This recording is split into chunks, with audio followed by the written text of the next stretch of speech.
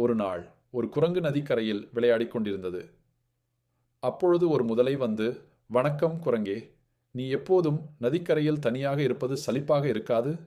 நான் உன்னை என் வீட்டிற்கு விருந்துக்கு அழைக்க விரும்புகிறேன்" என்றது.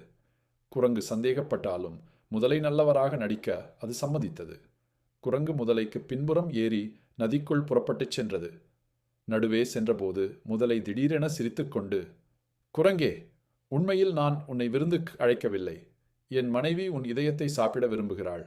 அதற்காகத்தான் உன்னை அழைத்தேன்" என்றது.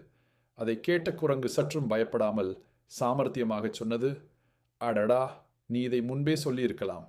என் இதயத்தை நான் மரத்தில் தொங்கவிட்டு வந்துவிட்டேன். வீடு போய் அதை எடுத்துத் தருகிறேன்." அப்புறம் நீ எடுத்து செல் முதலை நம்பி மீண்டும் குரங்கினை கரைக்க கொண்டு வந்தது. குரங்கு உடனே மரத்தில் பாய்ந்து ஏறி சிரித்துக்கொண்டு, "முதலை நண்பா, இதயத்தை வெளியே விட்டு வரும் முட்டாள் எங்காவது இருக்கிறானா? உன்னைப் போல அப்பாவி யாரும் இல்லை" என்றது. முதலை முகம் சுளித்து ஏமாந்துவிட்டு போனது. சிக்கலில் சிக்கினாலும் புத்திசாலித்தனமாக சிந்தித்தால் அதிலிருந்து தப்பிக்க முடியும். நன்றி.